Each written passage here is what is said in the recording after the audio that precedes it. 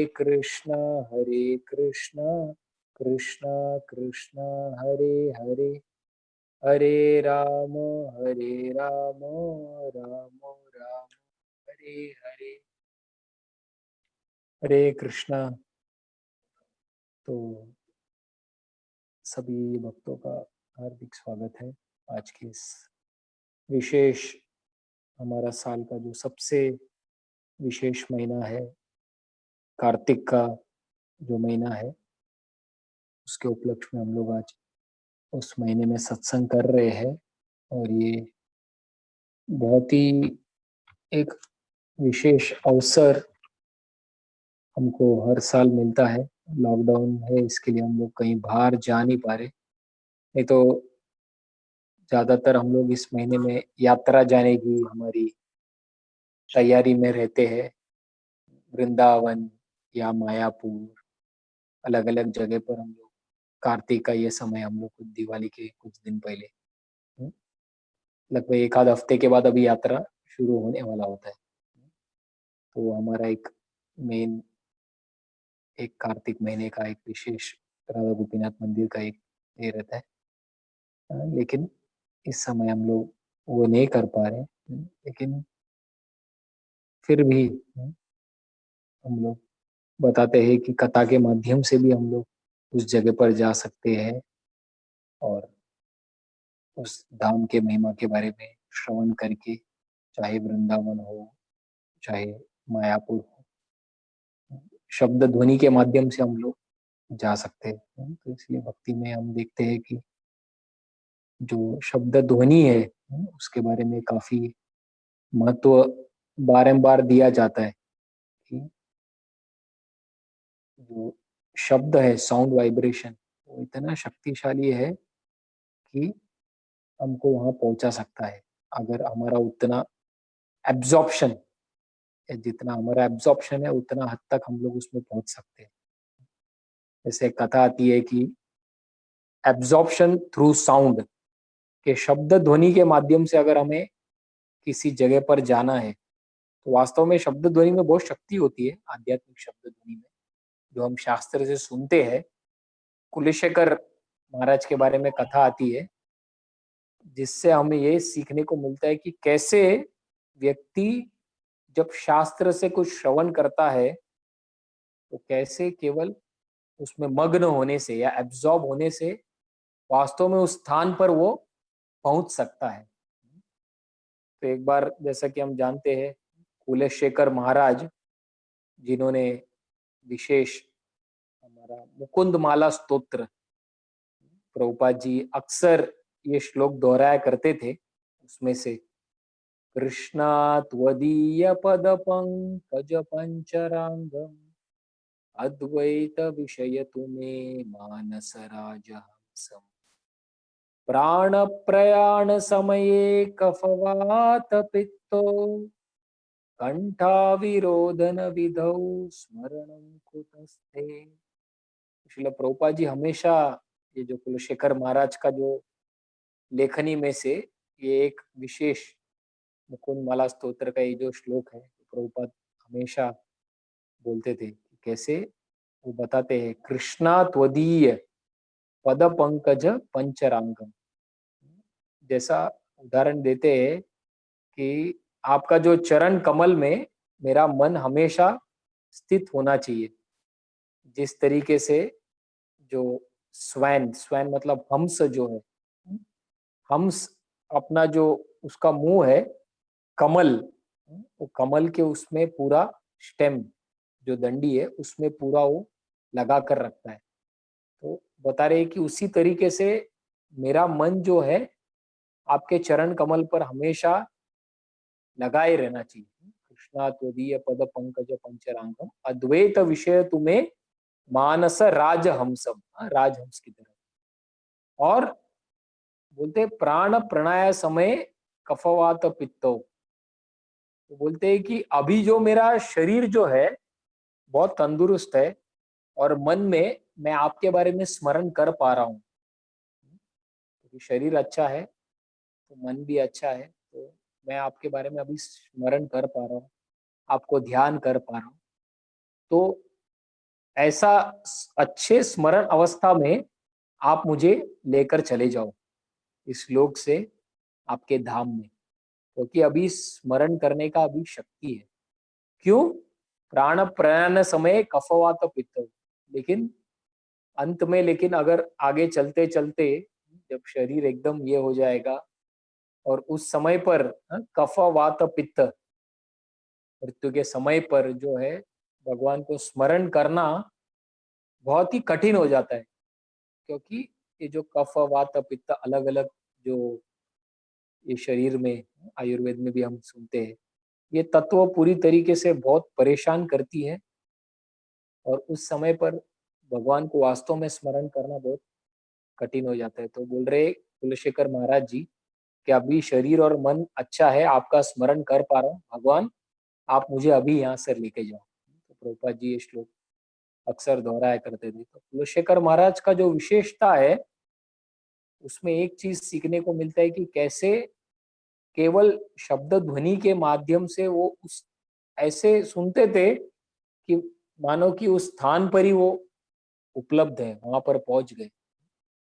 तो वो प्रतिदिन जो है उनके महल में रामायण के जो जो पंडित जी या जो भक्त है वो आकर रामायण उनके महल में उनको पढ़ते थे। तो एक दिन पंडित जी आकर पढ़ रहे थे, तो उस समय पर पढ़ते पढ़ते पढ़ते उस प्रसंग में पहुंचे जहाँ पर प्रभु श्री रामचंद्र जी जो थे, वो मारीच का जो प्रसंग जहाँ पर रामचंद्र जी चले जाते हैं और फिर रावण आकर सीता मैया को अगवा कर कर लेकर गए, श्रीलंका में लेकर गए। तो वो प्रसंग वो बता रहे थे जहाँ पर कुलशेखर महाराज सुनते सुनते शब्द ध्वनि के माध्यम से वो उस एकदम इतना एब्जॉर्ब हो गए, वो मग्न हो गए कि वो चिल्लाने लगे जोर से कि सिपाही सैनिकों चलो तैयार हो जाओ। तो सब बोल रहे अरे क्या हो गया राजा को, राजा कहीं मूर्ख हो गया क्या, पागल तो नहीं हो गया, ऐसी क्यों चिल्ला रहे। तो बोल रहे कि सीता मैया को वो दुष्ट रावण ने पकड़ लिया, अगवा कर कर लेकर जा रहे हैं। तो हमें अभी तुरंत लंका की ओर बढ़ना चाहिए और रावण के साथ युद्ध करके हमें सीता मैया को बचाना है। ऐसे करके वो जोर जोर से चिल्लाकर वो तैयार हो गए। अभी राजा का हुक्म है, राजा के हुक्म को कोई मंत्री सिपाही कोई ना नहीं बोल सकता है। वो कैसे बोल सकते हैं? अरे ये तो कितने साल पहले बीता हुआ घटना है, अब क्या हमको बता रहे हो। सब तैयार हो गए और वो आगे बढ़ते बढ़ते गए। तो उस समय पर मंत्री को एक विचार आया।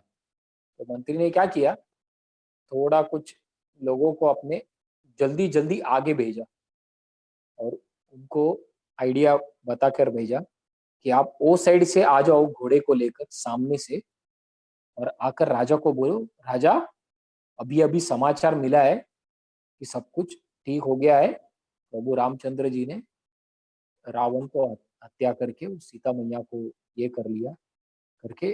आप समाचार ऐसे, आप ऐसे बोलना जैसे आप श्रीलंका वहीं से आ रहे हो, ऐसे करके, जिससे जो है राजा एकदम भाव विभोर होके आगे कहीं हमको भी सबको लेकर लंका की ओर न चले जाए, ऐसा करके। तो उस प्लान के हिसाब से उनको बताया और वो वहां पर आ गए और राजा को बता दिया कि हम अभी अभी आ रहे, सब सीता मैया संतुष्ट है प्रभु रामचंद्र जी के साथ, आप निश्चिंत हो जाइए और आपके महल में वापस शीघ्र लौट जाइए। और फिर मंत्री लोग सोच रहे थे अरे ये जो भक्त है जो आकर रामायण पढ़ता है, उनको हमें बताना पड़ेगा कि हमारे राजा जो है कथा सुनते सुनते इतना उसमें मग्न हो जाते हैं कि वहीं पर उस कथा में ही उपलब्ध है, ऐसा करके। तो हमें इनको बताना पड़ेगा, ये प्रवक्ता को, कि आप कृपया करके रामायण में जो दुख का जो प्रसंग है आप कृपया करके उसको पढ़ना मत, क्योंकि हमारे राजा पूरा उसमें भाव विभोर हो जाते हैं सुनते समय पर, और पता नहीं क्या करेंगे वो, स्वयं किस परिस्थिति में रहेंगे और हमको क्या आज्ञा देंगे। तो थोड़ा अलग ही है ये। तो ऐसा करके उनको बता दिया। तो कथावाचक ने कुछ दुख वाला प्रसंग पढ़ा नहीं, केवल हैप्पी हैप्पी रीडिंग्स, जहां पर भी ऐसा दुखी का सीन नहीं है, आनंद का जो प्रसंग है केवल वो पढ़ रहा था, पढ़ते पढ़ते चल रहा था। लेकिन एक दिन वो व्यक्ति आया नहीं, वो कुछ उसकी तबीयत खराब थी, तो उसने क्या किया, अपने पुत्र को भेजा। लेकिन ये महत्वपूर्ण संदेश जो था उसको नहीं बताया। तो उस पुत्र ने आके उस दिन ऐसे ही कोई एक दुख वाला कुछ एक प्रसंग, जहां पर रावण जो है वहां पर अशोक वाटिका लंका में सीता मैया को अलग अलग तरीके से परेशान कर रहा है कि तुम मुझसे विवाह करो, ऐसा वैसा करके, तो वो प्रसंग उसने पढ़ना शुरू कर दिया, उसको पता नहीं था। और फिर से कुलशेखर महाराज सुनते सुनते सुनते वो भाव विभोर हो जाते, फिर पहले की तरह ही जोर से चिल्लाते, चलो आप आ जाओ सैनिकों, हमें चलना है। और सबको लेकर वो आगे चलते जा रहे, चलते जा रहे। ये बार तो वो रुकने का नाम नहीं ले रहे, कुछ भी कोई भी प्लान कर रहा है, लेकिन वो बोल रहे वो इस बार जाएंगे। और वहां पर जो समुंदर, इंडियन ओशन, उसके तट तक वो पहुंच गए। सारा हाथी घोड़ा सेनापति सब लोग साथ में आ गए। अभी अभी राजा अंदर लंका जाने के लिए, समुंदर उसको पार करने के लिए वो चलते चलते आगे कुछ जा रहे आगे, और सबको बोल रहे आप लोग भी आ जाओ, चलते चलते हम लोग पार करेंगे। तो ये भी नहीं सोच रहे, हाँ समुंदर में चल के जा रहे, बस मन में यही है उनका कि नहीं सीता को बचाना है, सीता अभी खतरे में, ऐसा करके। और चलते चलते आगे जाते, उस समय पर सामने से उनको प्रभु रामचंद्र जी और सीता मैया चल के आ रहे, वो दर्शन उनको होता है। और प्रभु रामचंद्र जी कुलशेखर महाराज को बोल रहे हैं, हे प्रिय भक्त कुलशेखर, मैं सीता मैया को लेकर आया हूँ, देखो मेरे साथ में ही है, तो कृपया करके आपको इतना परिश्रम करने का जरूरत नहीं है। अभी सीता मैया एकदम बिना कोई टेंशन के मेरे साथ है, हम लोग अभी अयोध्या लौटने वाले हैं, तो कृपया करके आप निश्चिंत होकर चले जाओ, मैंने रावण का वध कर दिया। ऐसा करके प्रभु रामचंद्र जी उनको आशीर्वाद देते हैं। तो इसीलिए कुलशेखर महाराज का इसमें हम ये बहुत महत्वपूर्ण शिक्षा सीखते हैं कि आध्यात्मिक जीवन में जो है शब्द ध्वनि, ये बहुत ही शक्तिशाली है। क्योंकि ये जो शब्द ध्वनि है, जो हम शास्त्र से सुनते हैं, शास्त्र पढ़ते हैं या कथा के माध्यम से सुनते हैं, ये भौतिक जगत का शब्द ध्वनि नहीं। जो हम कथा सुन रहे हैं सब कुछ लाइव है, जीवित। ये आध्यात्मिक जगत से सब कुछ अवतरित हुआ है, जो भी हमारे शास्त्र सब है। तो इसीलिए बताते हैं जिस व्यक्ति का जितना उसमें उसका चेतना उसमें मग्न है, उस हद तक वो उस कथा से या उस शास्त्र के पढ़ने से एक्चुअली उस जगह पर वो पहुंच सकता है। केवल शब्द ध्वनि के माध्यम से हम उस स्थान पर हम पहुंचकर, जैसे वास्तव में पहुंचकर कैसी हमारी भावनाओं का परिवर्तन आता है।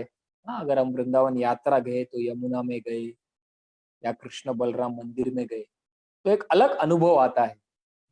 दीप जल रहा है सब जगह पर, और 24 आवर संकीर्तन पार्टी वहां पर जो श्रीपाद इंद्र प्रभु जी ने चालू किया था, वहां पर उनके अनुयायी उसको चला रहे। वो पूरा वातावरण ही पूरा अलग होता है। इतना सारा दिया, हजारों हजारों भक्त लोग दिया और तमामेश्वरम चल रहा है। तो बताते हैं कि उसको हम लोग, अगर जितना हमारा शब्द ध्वनि में हमारा गंभीरता है, उस वही अनुभव को हम हमारे घर पर वसई में या अलग अलग जगह पर बैठकर उस अनुभव को हम लोग पा सकते हैं। यही अंतर है भौतिक और आध्यात्मिक चीजों में। क्योंकि भौतिक चीज जो है टाइम प्लेस सरकमस्टेंस के बंधित है, आप उस जगह पर जाएंगे तो आप कुछ उस चीज को पा सकते हैं। सब कुछ फिजिकल प्रॉक्सिमिटी से कनेक्टेड है। लेकिन आध्यात्मिक जो स्पिरिचुअल साउंड है, जो आध्यात्मिक ध्वनि है, उसमें कोई भी मटेरियल चीज, कोई भौतिक बंधन से उसको कभी हम वो चीज रुकता नहीं है। इसलिए प्रभुपाद को, जब प्रभुपाद एक जगह से दूसरे जगह जाते थे या यूएस से इंडिया आते थे, तो कई बार भक्त पूछते थे, अरे Prabhupada, we are missing you, we will be separated from you.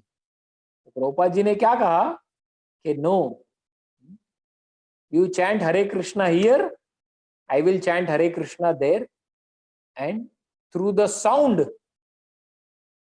We can be united. ऐसे करके प्रभुपाद ने बोला कि आप भारत में मैं जब करूंगा हरे कृष्णा, आप अमेरिका में करो, शब्द ध्वनि के माध्यम से हम लोग साथ में रहेंगे। तो इसको हम समझ नहीं सकते हमारे स्तर पर, क्योंकि ये आध्यात्मिक चीज जो है ये अलग ही डायमेंशन है पूरा। तो वैसा एक ये चीज है। तो इसीलिए मैं सब सोच रहा था कि कैसे, कि हालांकि हम लोग जा नहीं सकते हैं मंदिरों में दामोदर के महीने में, वहां पर उस वो अनुभव को पाने के लिए, लेकिन कथा के माध्यम से हम, हमें शास्त्र सिखाता है जितना हद तक हम लोग एब्जॉर्ब होने का प्रयास करेंगे, जैसे महान महान भक्त कुलशेखर महाराज हो, चाहे परीक्षित महाराज हो, उनका जो श्रवण का जो शिक्षा हम देखते हैं, एक अलग स्तर पर ही वो लोग भगवान की लीला को श्रवण करते हैं या जब पढ़ते हैं, उसमें पूरा उनका चित्त एकाग्रत हो जाता है। और जितना चित्त एकाग्रित है, जितना मन हमारा विचलित नहीं करता है, उतना हम इसमें से रस को हम प्राप्त करते हैं और एक आध्यात्मिक अनुभव का, आध्यात्मिक चीज को अनुभव करते हैं हम। तो ही विशेषता है कि हम लोग इस दामोदर महीने में, इस कार्तिक महीने में जितना से जितना हो सके हम लोग भगवान की कथा के बारे में श्रवण करने का प्रयास करके, अपने चित्त को एकाग्रता करके, श्रवण करने के लिए भी विधि है। इसलिए सबसे पहला अंग जो भक्ति का हमारा है वो है श्रवणम कीर्तनम विष्णु। भक्ति के 9 अंगों में से शुरू होता है वो श्रवणम से। श्रवणादि शुद्ध चित्ते करे ये उदय, नित्य सिद्ध कृष्ण प्रेम साध्य कबू। तो भगवान कृष्ण के प्रति जो हमारा स्वाभाविक जो प्रेम है, इसको कहीं से हमें तैयार नहीं करना है, नहीं, वो पहले से ही है, स्थायी रूप से स्थित है। श्रवणादि शुद्ध चित्ते कोरे ये उदय। लेकिन इसको कैसे हमें उदय करना है? भगवान के कथा श्रवण के माध्यम से। जितना हम भगवान का कथा का श्रवण करते हैं एकाग्रता से, मन को जितना हो सके हम लोग विचलित नहीं होने देते हैं, और सामने बैठते तो एक चांस रहता है एक सुनने का, देखने का, थोड़ा फोकस करने का, लेकिन ऑनलाइन क्लास में और थोड़ा कठिन हो जाता है क्योंकि थोड़ा डिस्टेंस अलग है। और लेकिन फिर भी जितना हो सके हम प्रयास करना चाहिए। श्रवणादि शुद्ध चित्ते करे उदय। जितना हम भगवान के बारे में श्रवण करते हैं, तो भागवत में आता है एक श्लोक के, शृण्वता श्रद्धया नित्यम गृणन्तश्च स्वचेष्टितम कालेन नाति दीर्घेन भगवान विशते हृदि। तो बोलते हैं शृण्वता श्रद्धया नित्यम। बोलते हैं हमें श्रवण कैसे करना चाहिए? श्रद्धया, श्रद्धा पूर्वक श्रवण करना चाहिए पहला, और फिर नित्यम, रेगुलरली, बार बार सुनना चाहिए। क्योंकि प्रकृति का 3 गुण जो है वो इतना शक्तिशाली है कि जिस समय पर, जो क्षण हम कृष्ण को भूल जाते हैं, तुरंत हमें माया झपेट लेती है। कृष्ण भूलिया जीव भोग वांछा करे, निकटस्थ माया तारे झापटिया धरे। माया जो है, जिस समय पर जीव एक क्षण के लिए भी कृष्ण को भूल जाता है तो तुरंत माया उसके ऊपर झपट लेती है। कृष्णा भूलिया जीव भोगवांचा करे, निकटस्थ माया तारे झपटिया धरे, पूरी तरीके से झपट देती है। तो इसलिए बताते हैं कि जो श्रवण है वो जितना हो सके उतना रेगुलर होना चाहिए। क्यों? क्योंकि जब समय श्रवण बंद हो जाता है तो तुरंत उस समय पर हमारा कृष्ण विस्मृति हो जाता है और माया जो है हमें भुला देती है।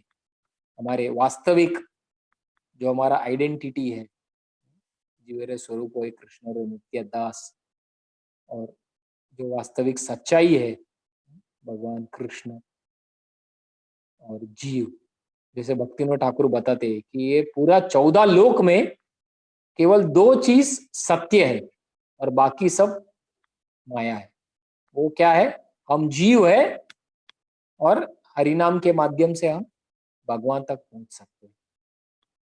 जीव और कृष्ण, केवल ये 2 ही चीज सत्य है बताते हैं, बाकी सब टेम्पररी या इल्यूजरी माया। बहुत बड़ा चीज है। इसके लिए हम सुनवता श्रद्धया नित्यम, श्रवण करना चाहिए श्रद्धा पूर्वक और नित्यम। गृणंतश्च स्वचेष्टितम, कैसे? गृणंतश्च, कैसे हम जो पढ़ते हैं सुनते हैं, कैसे उसको हम गृणंतश्च स्वचेष्टितम, कैसे हम उसको अपने जीवन में 1 डिग्री 0.1 डिग्री थोड़ा थोड़ा कैसे हम इसको उतार सकते हैं अपने जीवन में, उसके बारे में विचार विमर्शन करने का प्रयास करना चाहिए। तो ये करने से काले न अति दीर्घे न भगवान विशते। तो ऐसा श्रवण करने से श्रद्धा पूर्वक, नित्य रूप से और गृणंतश्च स्वचेष्टितम, कैसे हम जो सुन रहे हैं पढ़ रहे हैं उसको कैसे हम थोड़ा एटलीस्ट 0.1 डिग्री, एक स्टेप हम लोग कैसे उसको उतार सकते हैं। जब उसका हम मनन करते हैं तो ऐसा श्रवण करने से काले न नाति दीर्घ, बहुत ही कम समय पर भगवान विशते हृदय, भगवान हमारे हृदय के अंदर केवल श्रवण के माध्यम से भगवान प्रवेश करते हैं। इसीलिए इस कार्तिक महीने में हमारे पास बहुत ही सुंदर अवसर है हमारे भक्ति के पूंजी को अधिक से अधिक से अधिक से अधिक बढ़ाने का, श्रवण और कीर्तन के माध्यम से। तो इसीलिए कार्तिक के महीने में अलग अलग व्रतों के बारे में बताया जाता है। जिसको जितना शक्ति है, यथाशक्ति यथा संभव, तो वो उस हिसाब से व्रत ले सकता है। ऐसा कोई एक स्टैंडर्ड शास्त्र में नहीं बताया, क्योंकि हर एक का शारीरिक और मानसिक परिस्थिति अलग है। लेकिन अगर कोई व्रत ले सकता है कि कोई 3 समय खा रहा है तो चलो मैं 1 समय कम करता हूँ, ऐसा कुछ व्रत। या कोई बोलेगा कि मैं मिठाई 1 महीना नहीं खाऊंगा, या मुझे जो पसंदीदा, हर एक का कुछ फेवरेट चीज रहता है। कोई साउथ इंडियन है तो उसको मसाला डोसा इडली सांबार अच्छा लगता है, कोई नॉर्थ इंडियन है तो उसको पराठा इत्यादि। हर एक का अपना अपना पसंद के हिसाब से। तो बताते हैं कि कुछ ऐसा व्रत होता है जहां पर हम लोग व्रत लेते हैं कि जो मुझे बहुत अच्छा लगता है, जो आइटम है उसको मैं 1 महीने के लिए नहीं खाऊंगा, कृष्ण के लिए मैं इसको त्यागूंगा। तो ये अलग अलग तरीके से व्रत भक्त लोग करते हैं शास्त्र के हिसाब से। लेकिन उसका मुख्य जो उद्देश्य है व्रत करने का, वो यही है कि हम लोग जो अधिक से अधिक जो समय है हम लोग भगवान का स्मरण करने के लिए हम लोग इस्तेमाल करें।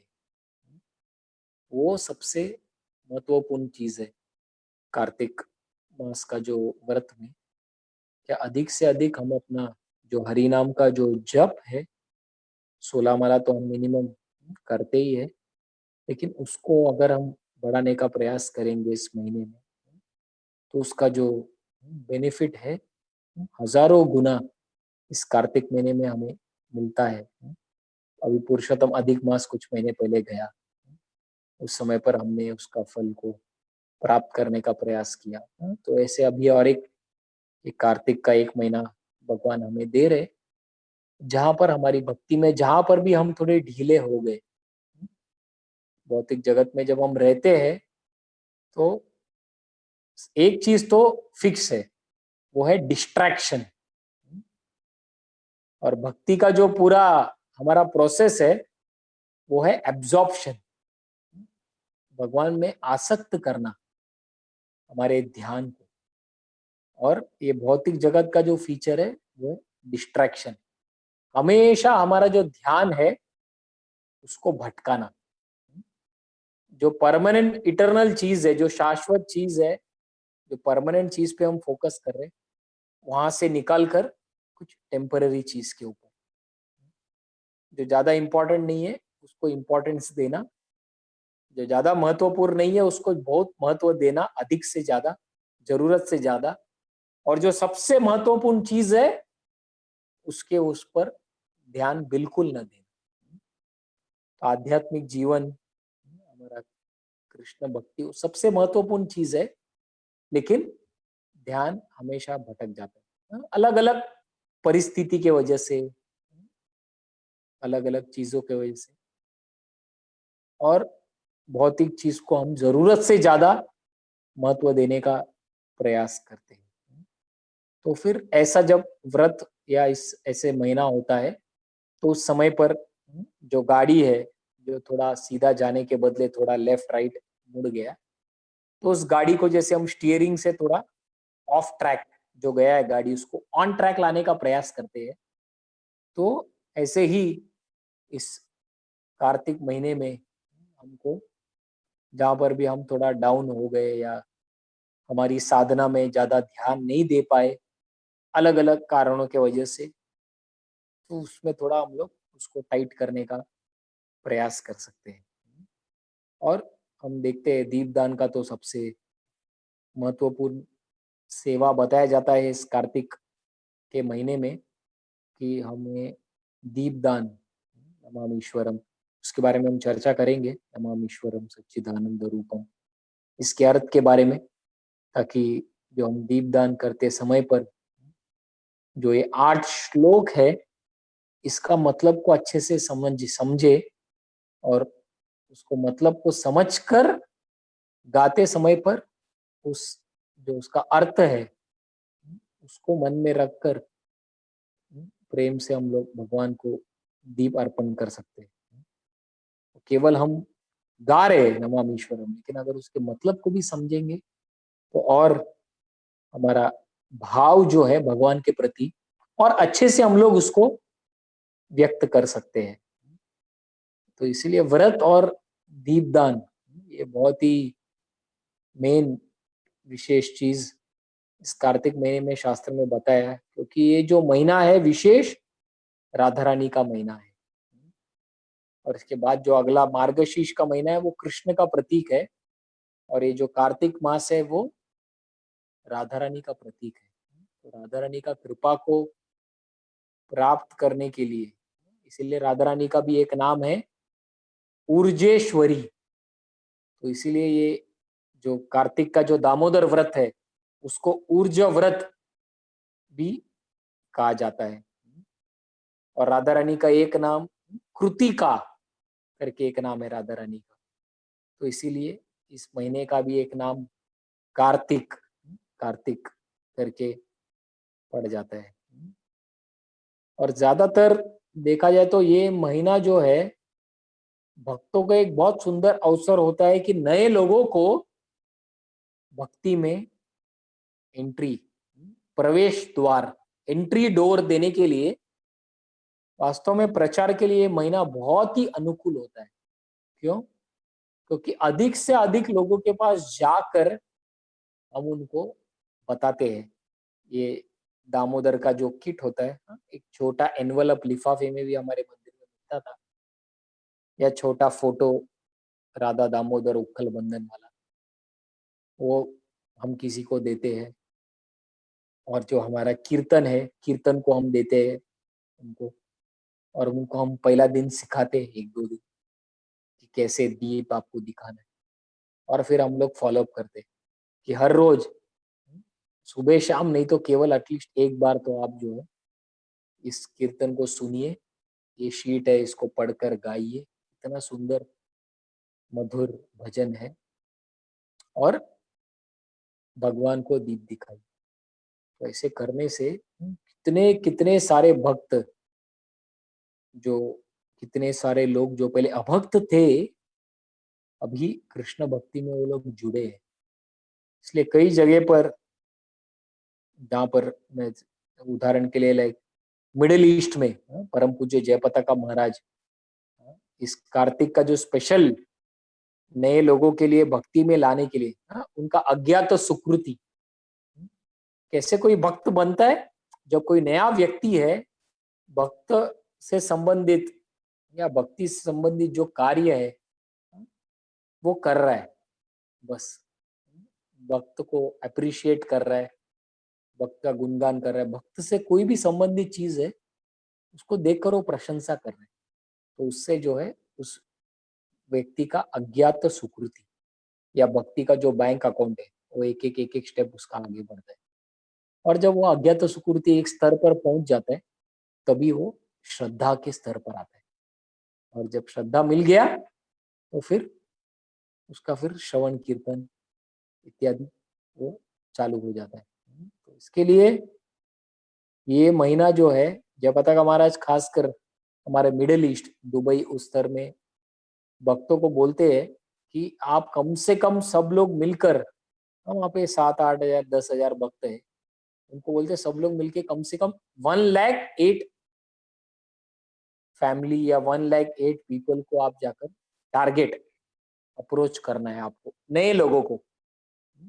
तो सब लोग अपना अपना प्लानिंग करो कि जो भी आपके मित्र हैं, जो नए लोग हैं, बंधु है, आपके रिलेटिव, कैसे उन तक आप जाकर उनको ये स्टार्ट करके उनको फॉलो अप कर सकते हैं कि आपने किया क्या, ये किया क्या।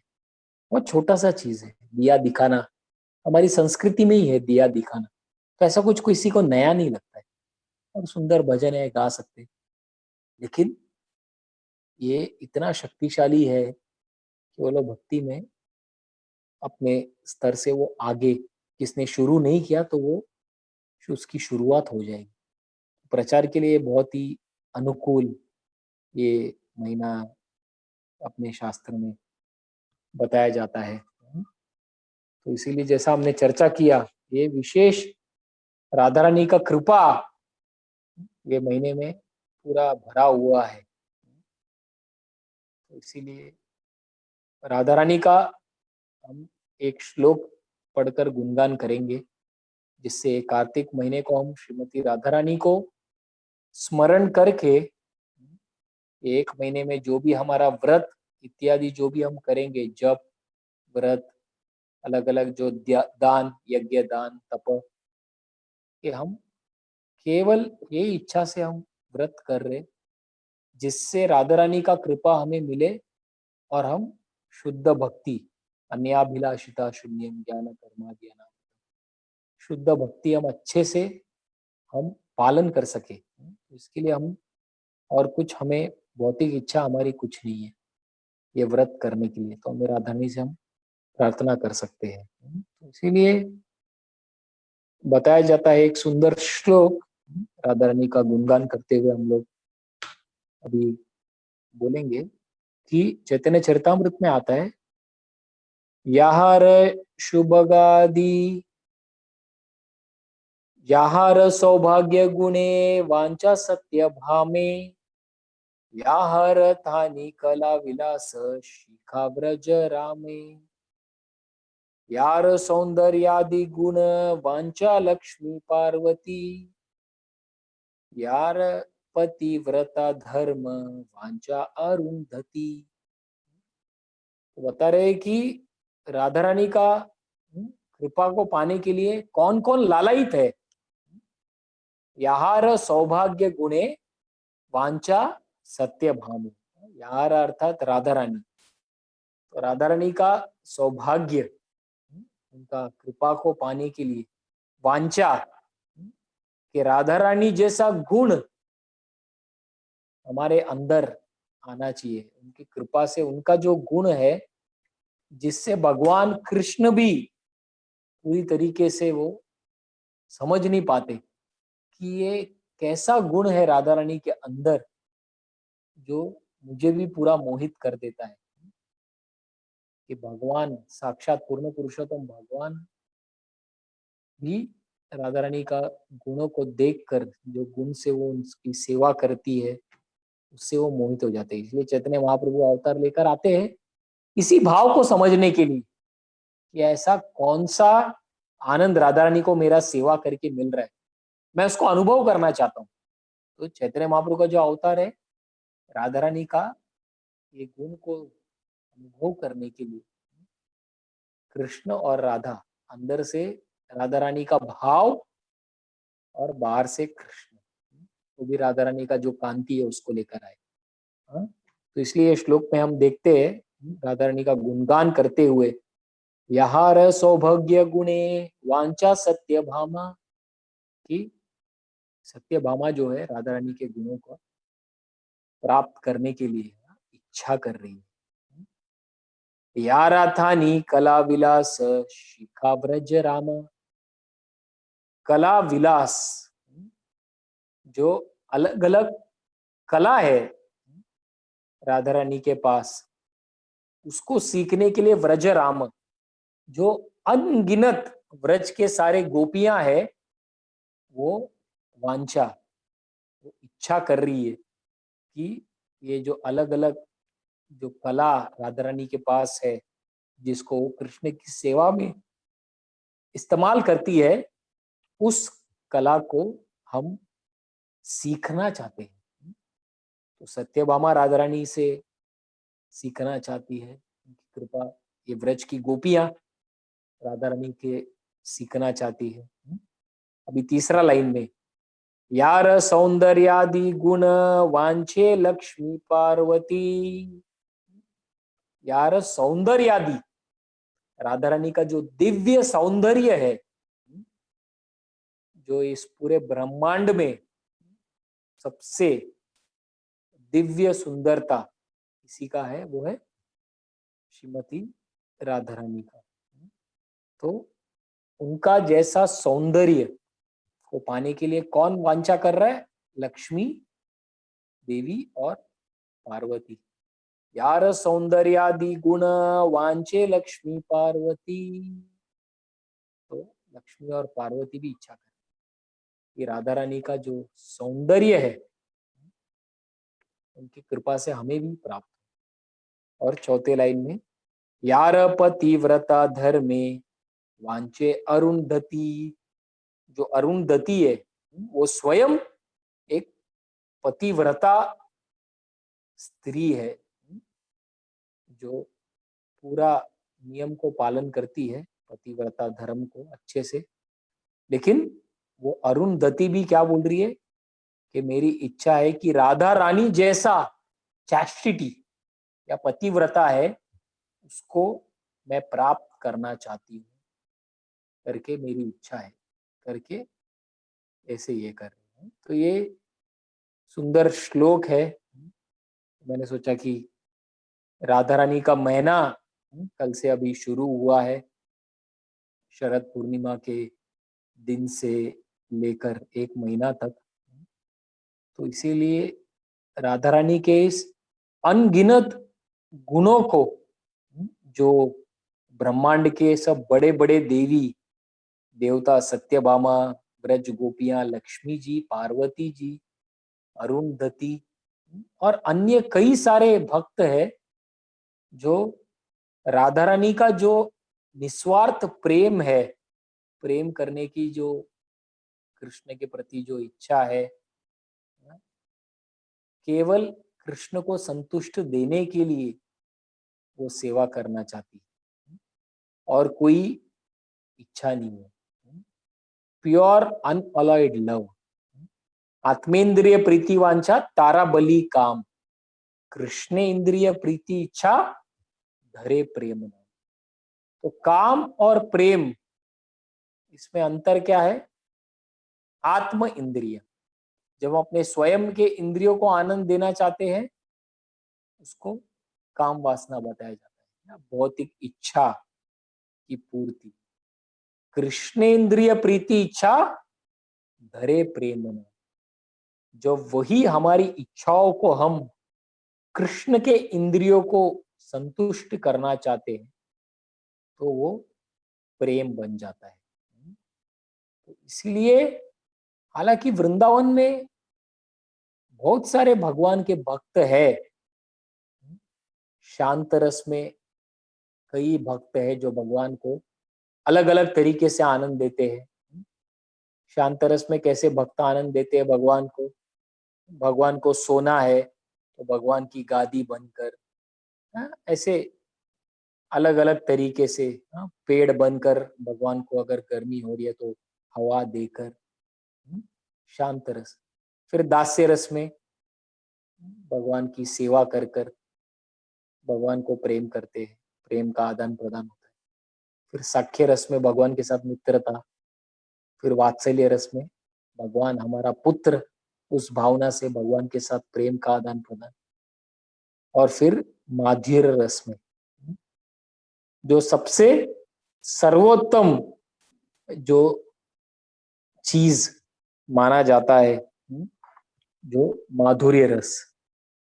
जयो जलो ज्वल रस सर्व रस सार, पर किया भावे जहां रचित प्रचार।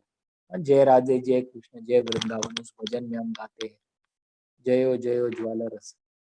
तो ये गोलोक वृंदावन का सबसे जो सर्वोत्तम जो रस है, तो उसमें जिसमें जो भगवान को इतने सारे ब्रजवासियों में सबसे भगवान को भक्ति अगर किसी के अंदर, वो श्रीमती राधा रानी का ही। तो इसीलिए उनका जो स्थिति है वो सबसे ऊंचा स्तर पर बताया जाता है। और उनकी कृपा को प्राप्त करने के लिए बड़े बड़े देवी देवता, ऋषि मुनि गण सब लोग लाइन में खड़े रहते हैं। तो उस राधा रानी का कृपा को प्राप्त करने के लिए हमको ये पूरा एक महीना है, दामोदर का महीना, जिससे हम राधा रानी का गुणगान करके और इस दामोदर महीने के व्रत को अच्छे से हम पालन करके हम लोग राधा रानी का कृपा को हम लोग प्राप्त कर सकते हैं। तो यही विशेष महत्व है कि कार्तिक महीने का, कि कैसे हम लोग अधिक से अधिक हम लोग राधा रानी का कृपा को प्राप्त कर सकते हैं। तो कल हमारा पहला दिन था दामोदर महीने का, शरद पूर्णिमा के दिन से हमारा शुरू होता है दामोदर का जो व्रत होता है। और सबसे पहला उत्सव जो हम देखते हैं इस दामोदर महीने में वो है शरद पूर्णिमा, जो सबसे विशेष। अगर कल के दिन अगर आपने चंद्रमा को हमने देखा होगा फार्म में, यहाँ से तो एकदम सुंदर क्लीन दिखता है।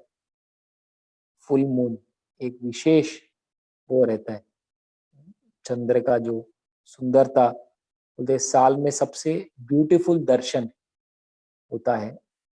और राधा गोपीनाथ मंदिर में भी हम जाते हैं, सबसे the best Darshan of the year, साल का सबसे जो बेस्ट दर्शन है वो रहता है शरद पूर्णिमा के समय पर। जो सबसे विशेष उत्सव,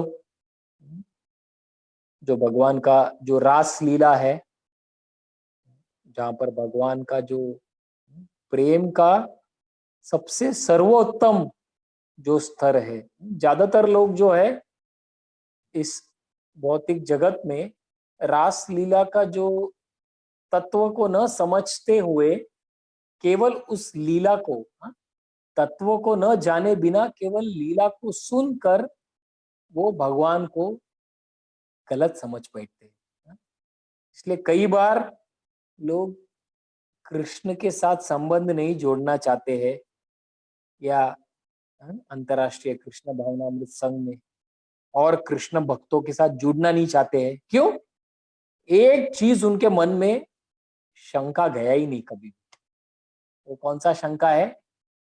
कि अगर भगवान कृष्ण पूर्ण पुरुषोत्तम भगवान है तो कल के दिन, उन लोग कल के दिन उनको पता नहीं है लेकिन हमें पता है कल के दिन हम लोग ये बोलेंगे कि भगवान कैसे पर स्त्रियों के साथ मध्य की रात्रि में वो लीला कर सकते हैं।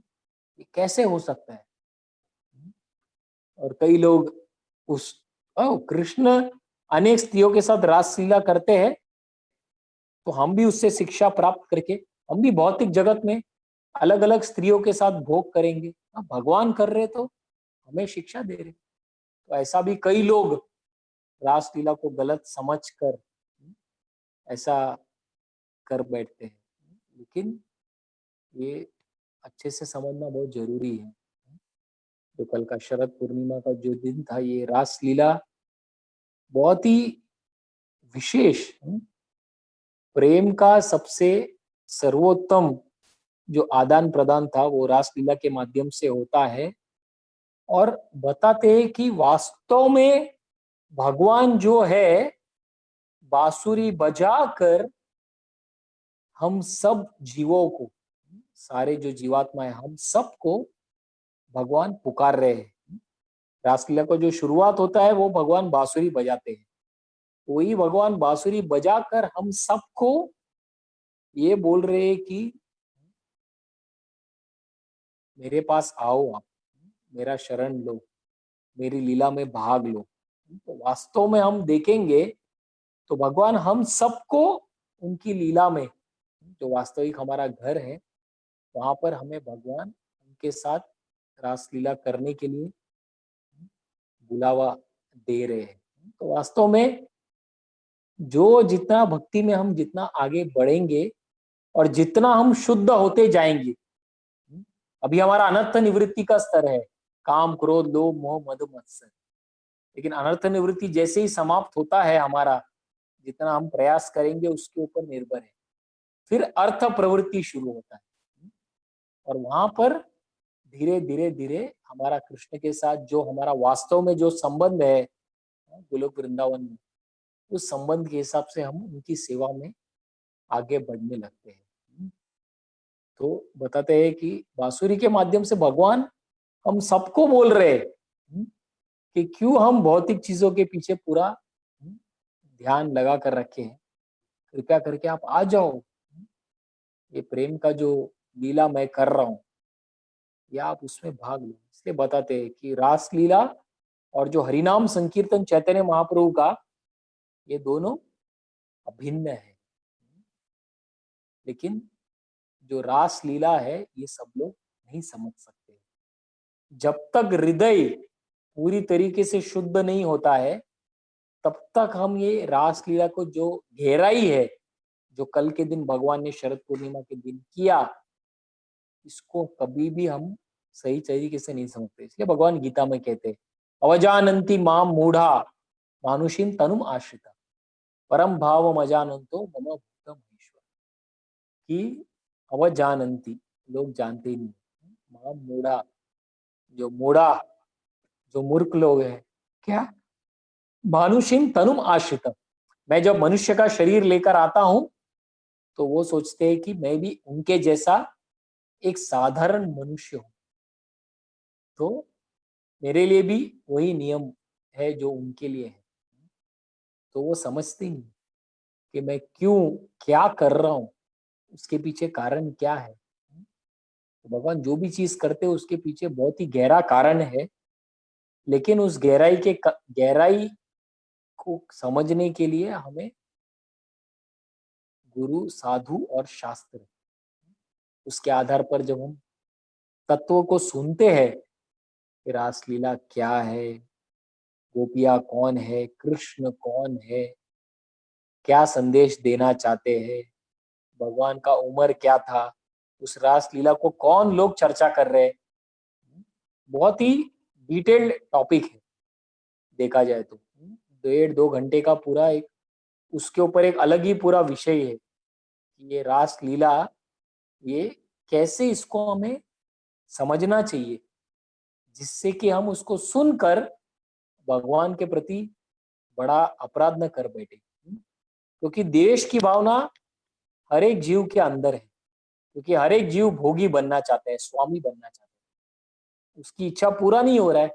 जब वो देख रहा है, अरे मैं एक स्त्री के साथ भी सही तरीके से भोग नहीं कर सकता हूँ, और ये व्यक्ति एक नहीं, दो नहीं, 16,000, 16 लाख स्त्रियों के साथ लीला कर रहे, तो व्यक्ति का जो द्वेष का जो भावना अंदर है, जिसकी वजह से वो ये भौतिक शरीर उसको मिला है, वो उसका और बढ़ने लगता है। तो इसीलिए सुखदेव गोस्वामी, जो विरक्तों में सबसे बड़े संत चूड़ामणि, वो भी इस लीलाओं का चर्चा भागवत में, ये लीलाओं का चर्चा अधिक लोगों के साथ नहीं कर सकते हैं। इसलिए चैतन्य महाप्रभु भी केवल अपने अंतरंग पार्षद स्वरूप दामोदर गोस्वामी और रामानंद राय, उनके साथ ये लीलाओं का चर्चा करते हैं। क्यों? क्योंकि first one has to qualify. जब तक क्वालिफिकेशन नहीं है, अधिकार, जब तक अधिकार नहीं है, तब तक हायर स्पिरिचुअल ट्रूथ्स, जो भक्ति का जो ऊंचा ऊंचा सच्चाई है, उसको उस तक हम नहीं पहुंच पाएंगे, या उस चीज का साक्षात्कार हमें नहीं होगा। भक्ति में एक एक लेवल पे अलग अलग सच्चाइयां हैं, जिसका साक्षात्कार हमें तब होगा जब हम तीव्रेण भक्ति योगेन यजेत पुरुषम परम, जितनी तीव्रता से हम भक्ति में आगे बढ़ने का प्रयास करेंगे प्रभुपाद के दिए गए आदेशों के अनुसार, तो उतना हद तक धीरे धीरे धीरे एक एक स्तर का भक्ति का हमारा साक्षात्कार आएगा। और ये जो शरद पूर्णिमा का कल का उत्सव जो रास लीला का था, ये सबसे ऊंचा साक्षात्कार है। जो ऊंचे भगवान के शुद्ध भक्त सुखदेव गोस्वामी जैसे व्यक्ति जो है, जो सबसे, जिसको भौतिक स्तर पे या भौतिक स्त्री पुरुष ये स्तर पे उनको कुछ भी इच्छा नहीं था, पूरे शुद्ध भक्त थे, भौतिक भोग का कुछ इच्छा नहीं था, ऐसे भक्त जो है रास लीला को सुनकर, क्योंकि उनको ही पता है दिव्य स्तर पर है। और रासलीला में कौन प्रवेश करना चाहता है? नारद मुनि, जो सबसे बड़े साधु, वो रासलीला में प्रवेश करना चाहते हैं शरद पूर्णिमा के दिन। तो इसीलिए उनको बताते हैं कि आप ये शरीर में नहीं प्रवेश कर सकते आप नारद मुनि के, तो आपको इधर कुसुम सरोवर में स्नान करना पड़ेगा। वो स्नान करते, फिर उनको नारदीय गोपी का भाव, गोपी स्वरूप मिलता है, फिर वो जाकर रासलीला में प्रवेश करते हैं। शिव जी प्रवेश करना चाहते, शिव जी को भी उनके शरीर में नहीं जा सकते, क्योंकि गोपी का भाव नहीं है, शरीर नहीं है उनका। तो वो भी जब डुबकी लगाते हैं, फिर वो उसमें गोपीश्वर महादेव के उस रूप में भगवान शिव जी भी कल के शरद पूर्णिमा के रासलीला में प्रवेश करते हैं। तो ऐसे जो व्यक्ति जो पूरी तरीके से अनर्थों से मुक्त है, लेश मात्र का भी अगर भौतिक इच्छा है या भौतिक आसक्ति है, तो डिस्क्वालिफाइड, वो अंदर नहीं प्रवेश कर सकता भगवान के शरद पूर्णिमा के रासलीला। इसीलिए हमें समझना है कि भगवान कल के शरद पूर्णिमा के रासलीला के माध्यम से बांसुरी बजाकर सारे जीवों को उनकी ओर आकर्षित करना चाहते हैं कि आप समझो और परम सत्य क्या है उसको समझो और उस तक जाने के प्रयास करो। ये न के न प्रकारेण मन कृष्ण निवेशय, इतने सारे नियम है, सब कुछ है, लेकिन अंत में मन को कैसे हम कृष्ण में निवेश कर सकते हैं। स्मर्तव्यम सततम विष्णु विस्मर्तव्यम न जातोचित सर्व विधि निषेधास्योर एतयोर एव किंकर। तो भक्ति में बहुत सारे डूज एंड डोंट्स, क्या करना है क्या नहीं करना है बहुत सारा है, लेकिन सब चीज का जो फाइनल गोल है वो एक ही है कि स्मर्तव्यम सततम विष्णु, हमेशा भगवान को याद करना है, ऑलवेज रिमेम्बर कृष्ण, विस्मर्तव्यम न जातुचित, नेवर फॉरगेट कृष्ण। तो ये सारे विधि और निषेध, डूज एंड डोंट्स, ये सबका एसेंस यही है कि कैसे हम हमेशा भगवान को चिंतन को अधिक से अधिक हम बढ़ा सकते हैं, जिससे हमारा जो भौतिक अनर्थ है वो धीरे धीरे जितना क्लियर होता जाएगा उतना हम लोग आगे और बढ़ सकते हैं। तो इसलिए ये शरद पूर्णिमा का जो कल का दिवस था उसके ऊपर हमने देखा, और ऐसे इस महीने में हम देखते हैं बहुत सारे सुंदर सुंदर उत्सव आगे आने वाला है, जैसे गोवर्धन पूजा है, उसके बाद फिर दीपावली, दीपावली मेरे ख्याल से संडे को है, अगले के अगले संडे को। तो उस दिन हम लोग दामोदर लीला के बारे में हम लोग चर्चा कर सकते हैं, क्योंकि वास्तव में उस दिन ही, दीपावली के दिन ही उस उखल बंधन का लीला हुआ था। अभी भी हम लोग जब वृंदावन में जाते हैं गोकुल महावन में, वहां पर हम लोग उस उखल जो अभी भी वहां पर है, उस लीला को प्रतीक वहां पर हम लोग अपना प्रार्थनाएं अर्पण करके दिया दिखाकर, यात्रा में सबको याद होगा हम लोग वो करते हैं। तो उस समय पर हम लोग चर्चा करेंगे। और फिर बहुला अष्टमी, राधा कुंड, अपीयरेंस ऑफ राधा कुंड, तो वो भी अभी कुछ एक आध हफ्ते में वो भी आता है। इस तरीके से अरिष्ठासुर नाम के जो कंस ने अलग अलग असुरों को भेजा था वृंदावन में भगवान को मारने के लिए, तो अरिष्टासुर नाम का जो बैल था, बैल का रूप लेकर अरिष्टासुर आया था और भगवान ने उनका वध किया। तो उस समय पर सब लोगों ने, गोपियों ने कहा कि आपने तो एक गाय को मारा है, गो हत्या का पाप लगेगा आपको। भगवान ने कहा नहीं नहीं, ये तो असुर था। गोपियों ने कहा असुर था तो क्या हो गया, तो गाय के स्वरूप में आया था, आप उसको कैसे मार सकते हैं? आपको प्रायश्चित करना पड़ेगा, सारे तीर्थों में जाकर स्नान करना पड़ेगा।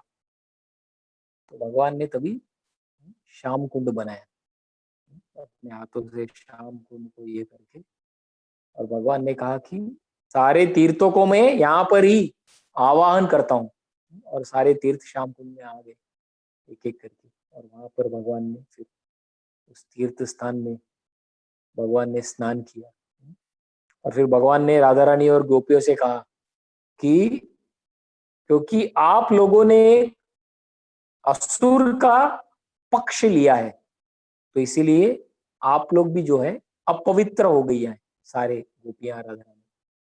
तो आपको भी आपको शुद्ध करना पड़ेगा और आपको भी तीर्थ में स्नान करना पड़ेगा।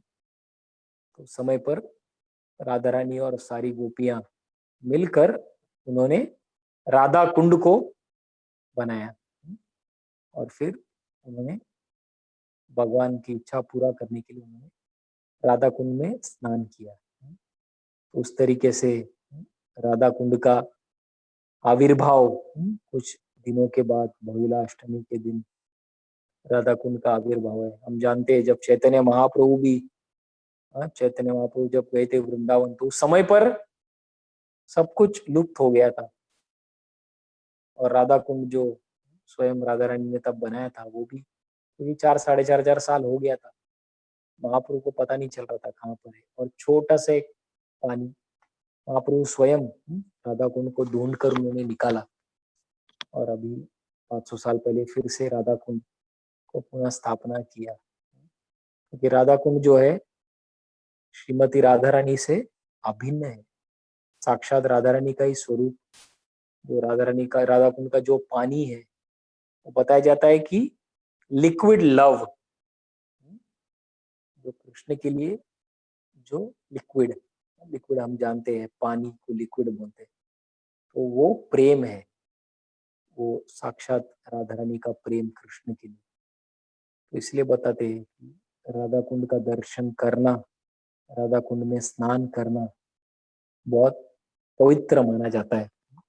मुझे याद है महाराज राधा कुंड में स्नान करने के पहले, कई साल पहले, एक 2-3 घंटा महाराज और सच्चिदानंद महाराज ने बैठकर प्रवचन दिया पहले, कि ऐसा चेतना बनाया कि ये कोई साधारण स्थान नहीं है राधा कुंड जो है, और यहाँ पर हमको बहुत ही अच्छी चेतना के साथ हमें स्नान करना है, तब हमारी भौतिक इच्छाओं से हम मुक्त हो सकते हैं। नहीं तो एकदम कैजुअली स्नान करेंगे तो ये बहुत ही ऊंचा स्थान है, कहीं हम अपराध कर बैठेंगे। तो राधा कुंड का आविर्भाव, फिर गोवर्धन लीला, फिर तुलसी शालिग्राम उनका विवाह, ऐसे अलग अलग बहुत ही सुंदर सुंदर, शरद पूर्णिमा से शुरू होकर बहुत सारा सुंदर त्योहारों से भरा हुआ है ये महीना। इसे अलग अलग जब त्योहार आएगा तो उस दिन के बारे में हमें श्रवण करने का प्रयास करना चाहिए। जिस दिन अभी गोवर्धन लीला आएगा तो उस समय पर हमें गोवर्धन का जो लीला है हमें कोई भक्तों से श्रवण कर सकते हैं या रिकॉर्डिंग लाइव जैसा भी है, तो वही मुख्य उपदेश है। अलग अलग आचार्यों का भी आविर्भाव तिरोभाव दिवस आएगा तो उस दिन उस आचार्यों के बारे में हम लोग सुन सकते हैं। तो जितना हो सके हम अपना जो श्रवण है, स्मरण, श्रवण के माध्यम से हम अपना जो स्मरण है उसको हमें बढ़ाने का प्रयास करते रहना चाहिए। तो इसके लिए ऐसे कहने के लिए तो बहुत कुछ है, लेकिन हमारे पास उतना भी समय नहीं है। दामोदर अष्टकम भी हमें करना है, तो हम लोग फिर जो दामोदर लीला है वो उस दिन दिवाली के दिन हम लोग दामोदर लीला के बारे में कथा सुनेंगे, और उसी समय पर हम लोग फिर जो नमामि ईश्वरम सच्चिदानंद रूपम उसका भी जो मतलब है उसको भी हम लोग समझने का प्रयास करेंगे। तो हमें केवल याद रखना है कि आज दूसरा दिन शुरू हुआ है, पूरा 30 दिन है हमारे पास। बम्पर लॉटरी जैसा बोलते हैं ना, कि कुछ चीज हम खरीदने जाते हैं दुकान में, ज्यादातर समय पर सादे दिन में जाते हैं तो उसका रेट ज्यादा रहता है, लेकिन दिवाली दशहरा ऐसे समय पर डिस्काउंट रेट रहता है और लोग उस समय पर खरीदने जाते हैं। तो वो भी ये महीना जो है हमारे लिए एक स्पेशल डिस्काउंट जैसा है, भगवान को प्राप्त करने के लिए बहुत ही एक अनुकूल महीना है। तो जितना गंभीरता से हम लोग जितना ज्यादा से ज्यादा समय हमारे भक्ति के कार्यों को देने का प्रयास करेंगे,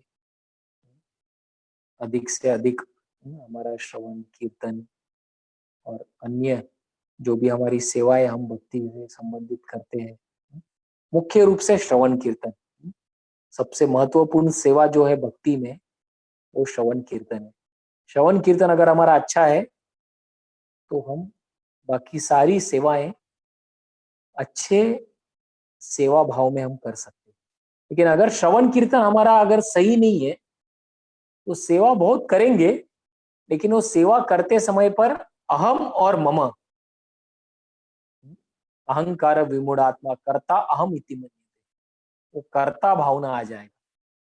और जहां पर भी कर्ता भावना आ गया, चाहे कितना से भी कितना बड़ा सेवा हमने किया हो, लेकिन वो बोलते हैं ना, इतना सब हमने मेहनत करके कुछ बनाया, लेकिन उसमें एक एक बूंद अगर खीर अगर आपने बनाया, जैसा कल लो कई लोग शरद पूर्णिमा के दिन रात में खीर बनाते हैं, कोजागिरी पूर्णिमा भी ऐसा कहकर चांद में रखते हैं, फिर वो अमृत उसमें गिरता है, फिर आज के दिन सवेरे लेते। तो सोचो इतना हजारों लीटर का खीर बना है, लेकिन उसमें एक ड्रॉप अगर पॉइजन का अगर गिर जाता है तो फिर वो पूरा खीर जो है वो विष बन जाएगा। और लेने के योग्यता नहीं रहेगा। तो उसी प्रकार से बहुत सारा अगर हम सेवा करते हैं, लेकिन अगर श्रवण कीर्तन अच्छा नहीं होने की वजह से अगर हमारा चेतना में अगर लेश मात्र का भी अहंकार की भावना आ जाती है, तो फिर भगवान को जो है वो थोड़ा भी पसंद नहीं है। सॉल्ट, स्वीट राइस में आप सॉल्ट का भी उदाहरण ले सकते हैं। पॉइजन या सॉल्ट पूरा वो स्वीट राइस के टेस्ट को बिगाड़ देगा। तो इसीलिए जितना हम इस महीने में हमारी चेतना को अच्छा रखकर श्रवण कीर्तन इत्यादि अच्छे से करके भगवान से प्रार्थना करेंगे कि जितना हो सके जो हमारे अलग अलग जो अनर्थ है, जो हमारा अहंकार है, जो हमें भगवान तक पहुंचने के लिए भगवान का जो भगवान बांसुरी बजा रहे, रास लीला में सबको बुला रहे, लेकिन हम क्यों नहीं जा पा रहे, क्यों नहीं सुन पा रहे? क्योंकि जो अहंकार है हमारा वो हमें आवरण कर रहा है। जो हमारी अलग अलग जो भौतिक उपाधियां हैं, मैं ये हूं, मैं वो हूं, वास्तविक एक ही उपाधि है हमारा, जीवेर स्वरूप है कृष्णेर नित्य दास। तो उस उपाधि को अगर हम पकड़ कर रखेंगे हमेशा, और ये भौतिक जगत में अलग अलग हमारा उपाधि है, मैं भारतीय हूँ, मैं स्त्री हूँ, मैं पुरुष हूँ, मैं एक पिता हूँ, मैं एक माता हूँ, मैं एक मैनेजर हूँ, मैं ये हूँ, मैं वो हूँ।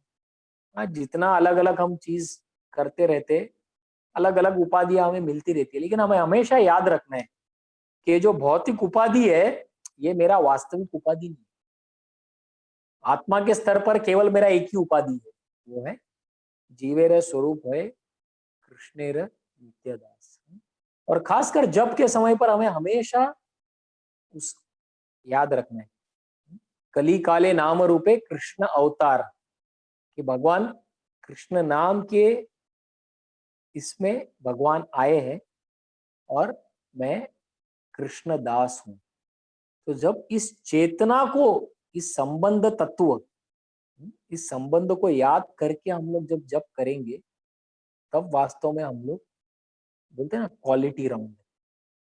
तो इसीलिए संबंध तत्व बहुत जरूरी है, संबंध ज्ञान बहुत जरूरी है।